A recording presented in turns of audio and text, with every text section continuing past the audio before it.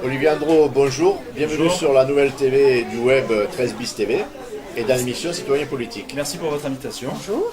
Donc on vous a demandé, comme à tous les autres candidats, de mener un objet, quelque chose qui vous personnalise et qui va parler un peu de votre engagement. Qui vous tient à cœur. Alors j'ai amené deux objets, j'ai pas pu m'en empêcher, j'ai pas réussi à choisir entre les deux, donc c'est le dernier numéro de Charlie Hebdo, c'est reparti. Voilà, je vous en parlerai un peu plus en détail, mais c'est un très beau symbole par la couleur et puis surtout par l'impertinence. Et puis voilà, c'est le symbole de la liberté d'expression. Et il y a une polémique À la parce qu'ils sont à française, nouveau ouais. menacés. Hein. Tout à fait. Voilà. Mais je pense qu'on ne peut pas prendre d'engagement Ouais. sans prendre de risques. Ouais. Donc ça fait partie de l'engagement. Doivent-ils continuer? La question se pose pas. Oui, On est non en mais France, voilà. Mais, voilà. Les gens peuvent penser, dire ce qu'ils veulent. bon, moi je vais rebondir dessus, mais est-ce que par rapport à Charlie, où tout le monde s'est engagé derrière Charlie, aujourd'hui il y a des manifestations qui étaient prévues et qui sont annulées sous prétexte que ça peut poser des polémiques. Est-ce que ceux qui ont provoqué les attentats n'ont peut-être pas gagné quelque part, ou aujourd'hui on a peur de... Moi je pense ils auraient gagné si c'était ça la couverture. Vous voyez par exemple. Si on faisait des couvertures sur les petits chats, si... Oui, ça voulait dire qu'ils avaient un petit peu baissé les bras.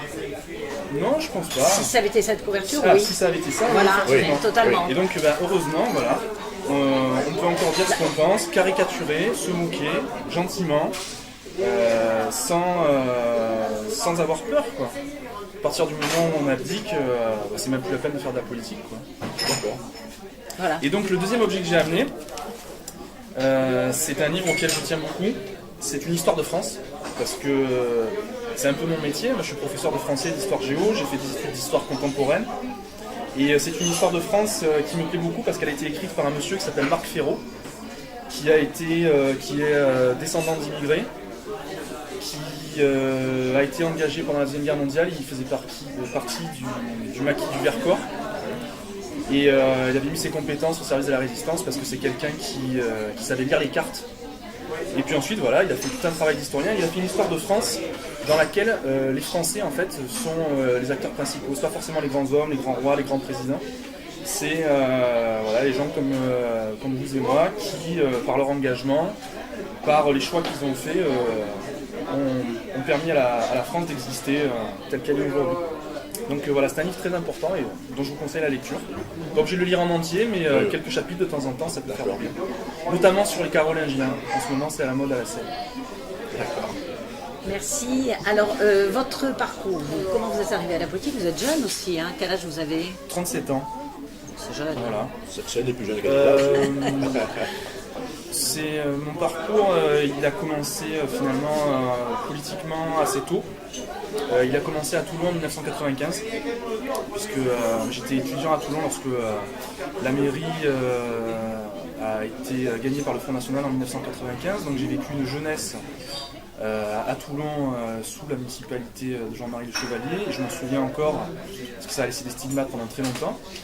Et puis cet engagement, je l'ai prolongé ensuite dans mon métier parce que ce qui m'intéressait, c'est toujours de transmettre, d'essayer de faire comprendre, de faire de la pédagogie avec des jeunes, avec ceux qui sont les futurs adultes, ceux qui sont l'avenir voilà, de la population, du pays. Et mon engagement politique il s'est formalisé en 2007 parce que j'ai trouvé qu'à partir de cette année-là, il y a des thèmes qui ont été mis en avant au niveau de l'exécutif. Qui méritait une implication. Oui, des débats qui n'avaient pas forcément toute leur pertinence. Et ça fait que je me suis engagé. Donc voilà. Aujourd'hui, je suis élu local, je suis conseiller municipal à la Seine-sur-Mer. J'ai une délégation sur l'intergénérationnel, le socio-éducatif, la santé. Ce sont des thématiques très humaines.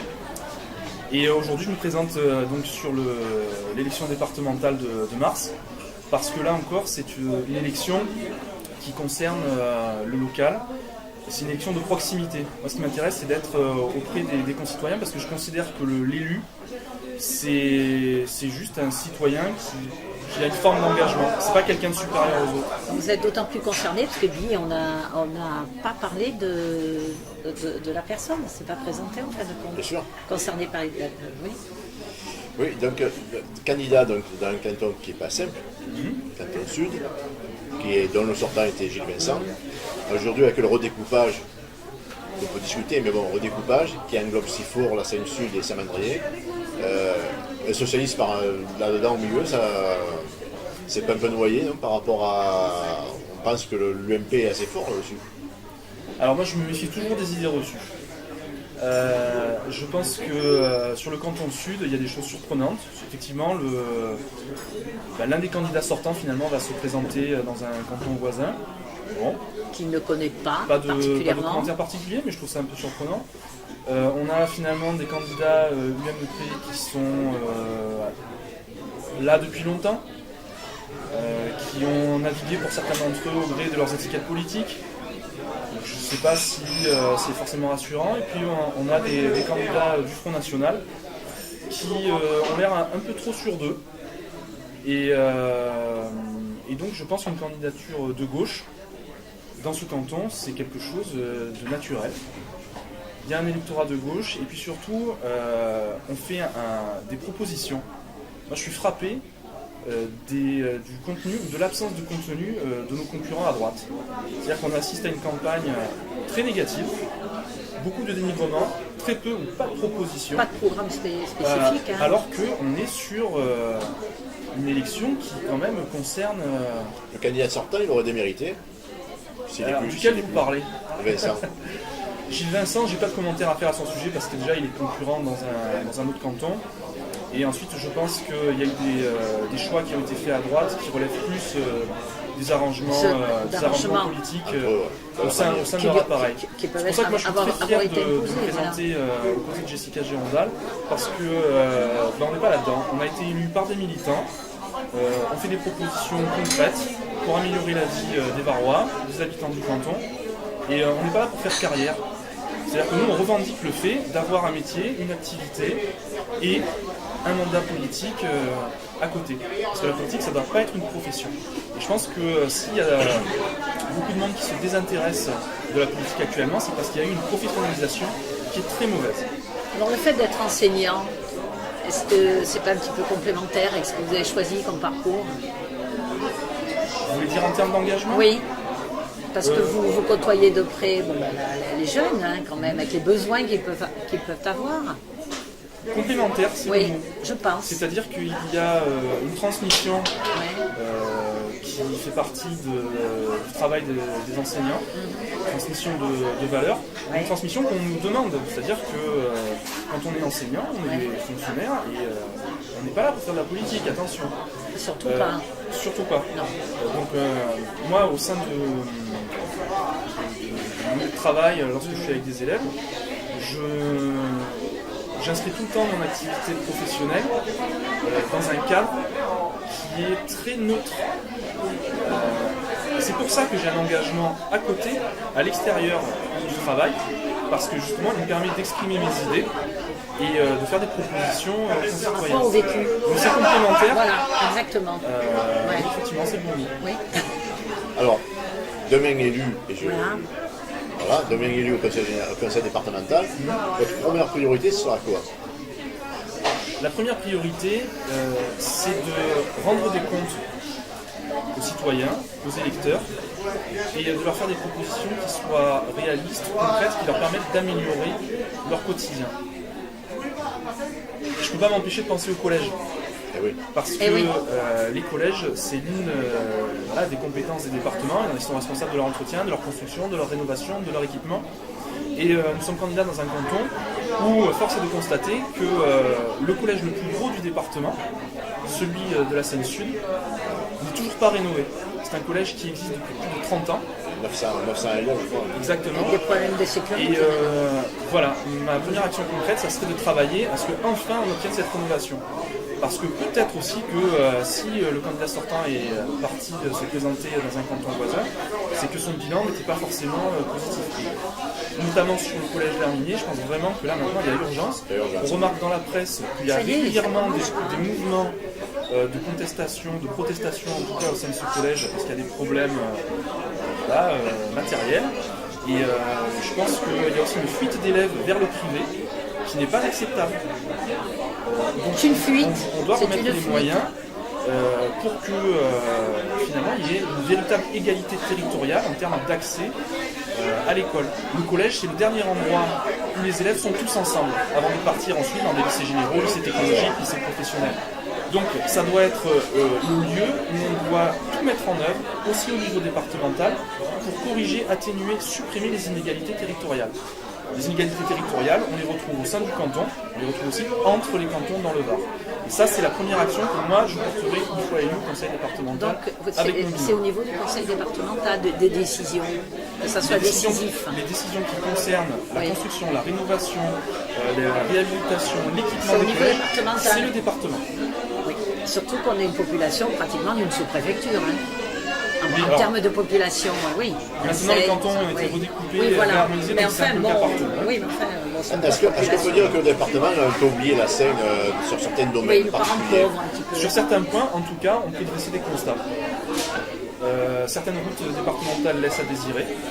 Alors souvent on pointe du doigt la mairie, que ce soit sur Sifour ou sur la Seine, alors que ce sont des infrastructures départementales. Le collège Lherminier, manifestement, il suffit d'aller se prendre devant pour voir l'état dans lequel il se trouve. Délabrement. Donc oui, il y a des choses à faire et oui, je pense que sur certains points, le département n'a pas forcément joué le jeu. Je rappelle quand même que le département est aussi autorité portuaire. Exactement. Je pense que les sortants pourraient, plutôt que de dénigrer, faire peut-être un bilan de mandat sur ce sujet-là. Alors, vous avez une arrière-pensée là, en disant ça. Vous parlez de par rapport à quel endroit? Par rapport au port de Saint-Elme Il faut aller faire un tour au port de Saint-Elme. Voilà. Regarder, peut-être se demander pourquoi c'est un port qui a beaucoup de charme, mais qui aurait pu bénéficier, je pense, de travaux, de remise à niveau, peut-être pour qu'on augmente un petit peu aussi le nombre d'anneaux. C'est toujours pas fait. Pour le désensablé, pour le. Bien sûr. Voilà. Ça, Et c'est après, il y a un aménagement dont le département est le seul maître. Hein. En tant qu'autorité portuaire, il a une responsabilité importante. Oui. Votre question serait sur quoi aussi? Sur les transports, sur les. Je pense qu'on a besoin aussi de recréer du lien. Entre les générations, entre les citoyens. La convivialité. Oui. Alors ce qu'on appelle le vivre ensemble, c'est un peu pompeux, mais comme vous dites la convivialité, moi ça me va très bien. Et pour ça, on fait des propositions à la fois pour permettre aux gens de mieux communiquer ensemble et surtout de se retrouver. Donc dans notre programme, on a fait plusieurs propositions, notamment des plateformes numériques d'échange. Alors ça peut être des plateformes numériques d'échange de services entre les générations. On a fait aussi des propositions pour améliorer l'environnement numérique de travail des collégiens et pour justement leur permettre de prolonger le travail qu'ils font au collège chez eux. Actuellement, le département du Var est nettement en retard par rapport à d'autres départements qui ont bien développé ces politiques du numérique à l'école. Le mot citoyen, ça veut dire quoi pour vous? Le citoyen, c'est un membre de la société qui accepte d'y vivre. Avec les difficultés que ça peut comporter. Donc c'est vrai que la société elle est dure en ce moment, mais le repli ça ne peut pas être une solution. Le repli on voit bien où il mène à chaque fois à plus de négatifs, à plus de violence, à plus de rejet, à plus de catastrophes. Donc le citoyen, je pense que c'est quelqu'un qui doit s'engager. À son échelle, à son niveau, mon engagement il est politique, il pourrait être aussi associatif, il pourrait être aussi, quand on fait la fête des voisins, c'est quelque part un engagement citoyen. Donc le citoyen c'est quelqu'un qui accepte de vivre avec les autres. Et je pense que c'est quelque chose qu'on doit développer surtout au niveau d'un département, une collectivité locale proche. C'est pour ça qu'on fait une campagne de proximité, on va au porte-à-porte, on fait des propositions. C'est dur. On va sur les marchés. Ah ouais. C'est dur, mais c'est toujours enrichissant. Bien sûr, sur le plan humain. Oui. Et est-ce qu'il y a un homme ou une femme qui vous aurait marqué dans votre vie? Oui, beaucoup. Après, moi, comme je viens du milieu éducatif, j'aime beaucoup Jean Zay. Jean Zay, c'est le nom d'une école de la Seine. Et puis quand on regarde sur Wikipédia ou dans une encyclopédie, on voit que là encore, c'est une figure d'engagement. C'était un pédagogue, c'est quelqu'un qui a fait beaucoup pour développer l'éducation, c'est un combattant, un résistant. Donc c'est une figure qui m'est très chère. D'accord. Alors, tout à l'heure, vous disiez que vous étiez socialiste de gauche, dans un canton là aussi, alors on disait UMP, mais pourquoi il n'y a pas une alliance avec la gauche comme c'est fait dans l'autre canton, avec l'ensemble des partis de gauche? Alors, déjà pour deux réponses. D'abord sur socialistes de gauche. C'est vrai qu'on s'amuse de manière un petit peu humoristique à dire qu'on est des socialistes de gauche, parce qu'en ce moment, quand on dit qu'on est socialiste, il y a beaucoup de personnes qui ont du mal à comprendre ce que c'est qu'être socialiste. Nous, on revendique le fait d'être à la gauche du Parti socialiste, de porter des valeurs de gauche. Et donc, à ce titre, on a négocié aussi avec nos partenaires traditionnels de la gauche, dont certains n'ont pas voulu forcément trop nous parler. C'est dommage. Et puis, avec d'autres, notamment avec nos partenaires un petit peu plus à gauche, on a négocié, on a discuté, mais malheureusement, on n'avait pas suffisamment de points de convergence. Puis c'était difficile de partir sur une élection en tant que socialiste sans revendiquer notre appartenance socialiste. C'est sûr. Mais je regrette cette division. Je pense que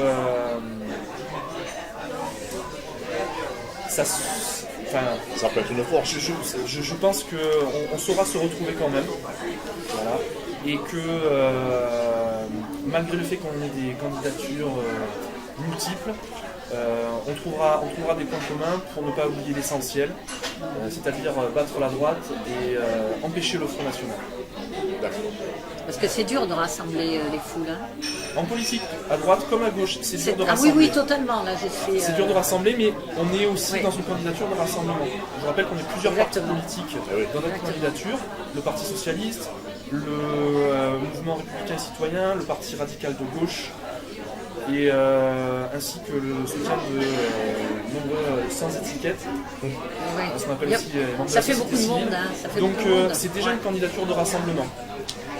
Olivier, donc, on arrive presque au terme de l'émission. Est-ce qu'il y aurait des questions que vous souhaiteriez qu'on vous pose? Moi je ne veux pas influencer les journalistes. Non mais on est dans un pays libre. Non. mais j'ai pas influencé, mais passer un message, Voilà. Le message que je tiens à faire passer, c'est que, permettez, au travers de notre candidature, voilà, on s'adresse à tout le monde. On s'adresse aux gens qui votent à gauche. On s'adresse aux personnes qui ne vont plus voter. Et on leur dit une chose très simple, c'est que si nous avons posé notre candidature, si Jessica et moi-même portons des propositions à gauche dans le canton, c'est parce que justement, nous non plus, nous ne sommes pas satisfaits de la réalité actuelle.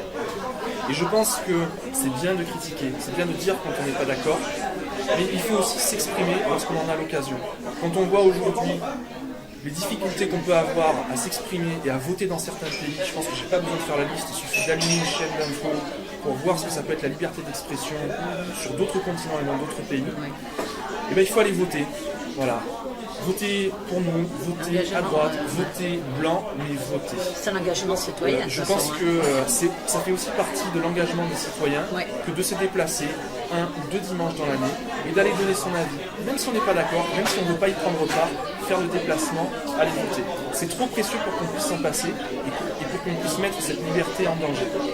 Alors, dimanche 22 mars, dimanche 29 mars, moi j'appelle tout le monde à aller voter, si possible pour notre candidature, mais en tout cas à aller voter. Est-ce qu'il n'y a pas quelque chose quand même d'autre dans vos projets, bien que c'est une priorité énorme, hein, dont vous aimeriez attaquer quoi, Donc dans notre projet justement, on fait des propositions par exemple pour les collèges, on fait des propositions pour améliorer les transports, on fait des propositions en termes de solidarité. Parce que justement c'est un projet global, comme je vous l'ai dit, notre objectif c'est de développer la convivialité aussi entre les générations. Et on pense par exemple que pour les seniors, on doit faire encore mieux, on doit développer le nombre par exemple de places dans ce qu'on appelle les EHPAD, c'est-à-dire les maisons de retraite, parce qu'on est dans un département, il y a beaucoup dans un pays, mais dans un ouais, département où sont accentués ces enjeux de vieillissement de la population. Et notre projet, donc, il concerne à la fois les seniors, les actifs, les gens qui sont plus jeunes, parce qu'on pense qu'on ne peut pas faire des propositions comme ça ciblées, mais justement faire quelque chose de global. C'est pas en faisant des catalogues de propositions qu'on peut être crédible, c'est en faisant un projet. Nous, notre projet, c'est un projet de vivre ensemble pour toutes les générations. C'est aussi pour ça que on veut améliorer l'accueil des élèves au collège, mais aussi leurs conditions de travail à l'extérieur. On propose notamment la création de maisons départementales des familles pour pouvoir fournir un soutien à la parentalité pour les familles qui sont en difficulté. Le soutien à la parentalité, c'est pas forcément que pour les familles monoparentales qui ont des difficultés socio-économiques. Je veux dire, aujourd'hui, on est face à des problématiques de recomposition des familles, c'est parfois compliqué, il y a des divorces, il y a des problèmes d'autorité qui peuvent se manifester à différents endroits, souvent au point de l'école, mais ces problématiques liées à ce qu'on appelle l'autorité, finalement elles sont générales, elles dépassent le mur de l'école. On peut les retrouver aussi dans les familles, dans la rue. Et donc au travers de cette proposition de maison départementale des familles, voilà, ça c'est une proposition concrète pour pouvoir aider finalement tous ceux qui sont concernés par des difficultés liées au vivre ensemble aujourd'hui. Merci. Olivier, merci beaucoup et on vous souhaite de bonnes campagnes. Bonne continuation. Et bonne continuation. Merci. Merci beaucoup.